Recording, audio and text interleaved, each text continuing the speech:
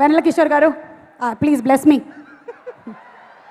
అంటే నాకు కూడా ఎక్సైట్మెంట్ ఉంది, ఫోకస్ అంతా అటే ఉంది.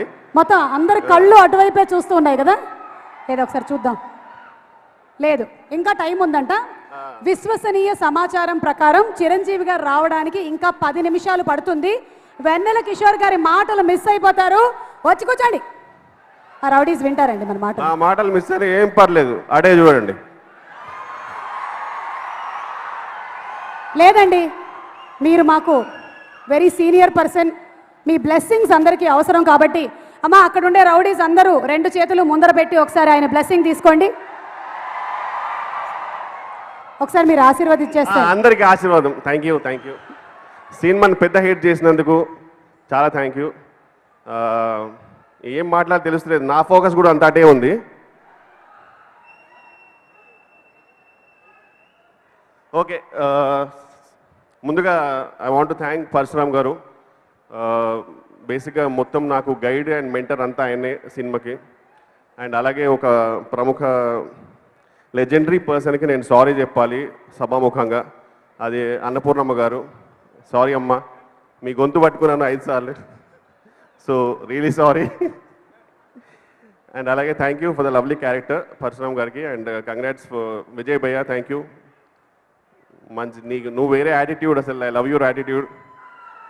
ఏదైనా సరే ఇక్కడ నుండి మాట్లాడతావు, ఏమైనా అంటే బట్టబయలు పెడతావు, తర్వాత బట్టల షాప్ పెడతావు, కేక్ అంతే. ఎనీవేస్ థ్యాంక్ యూ, అండ్ అందరికి థ్యాంక్ యూ అండి for all the tweets and everything. Love you all, thank you. మీకు ఈ సినిమాలో విజయ్ ఒక సాంగ్ పాడాడు, మీకు తెలుసు కదా? విజయ్ పాడిన సాంగ్. యా, మీకు కూడా beginning line I think you know it. You want to just hum the song? వద్దండి ఇప్పుడు. You can actually.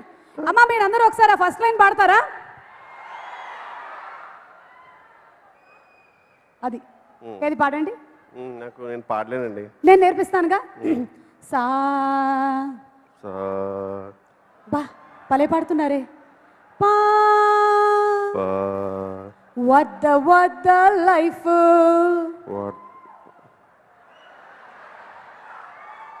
గౌరవంతో వచ్చిన అభిమానంతో కూడినటువంటి మర్యాదతో మీరు పాడట్లేదు మీ దగ్గర నాకు గొంతు రాదండి ఎక్కువ, సీరియస్లీ. అదేంటో మా ఆయన కూడా అంతే, రాదు. మీ ఇంపాక్ట్ అది. ఎనీవే, మీ క్యారెక్టర్ ని మేము ఫుల్ గా ఎంజాయ్ చేసాము సినిమాలో. The whole credit to Parashuram గారండి. ఫ్రాంక్ గా అంటే ఒక విషయం చెప్పాలి, మేము ఓన్లీ ఆయన యాక్షన్ చెప్పే వరకు మా కొన్ని డైలాగ్ చెప్తారు, చేసేటప్పుడు యాడ్ అవుతుండే. ఒక ట్రైన్ పక్కన డబ్బాలు యాడ్ అవుతున్నట్టు మాకు తెలియకుండానే. ఇప్పుడు ఫర్ ఎగ్జాంపుల్ ఒక అమ్మాయికి ఐ లవ్ యూ చెప్పారనుకోండి, నేను వెళ్తాను యాక్షన్ అంటాడు, ఐ లవ్ యూ అంటాను.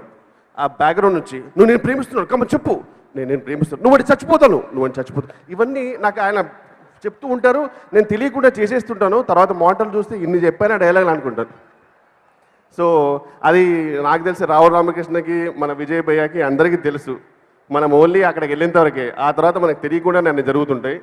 అన్నపూర్ణమ్మ గారు గొంతు పట్టుకున్నప్పుడు కూడా కమ్మని పట్టేసి గొంతు పట్టేసి పడతారు, కొరికే గొంతు కొరికే సార్ గొంతు అంటే సార్ బావోదేం సార్ కొరికే కట్నం అడుగుతా కొరికే అంటాడు.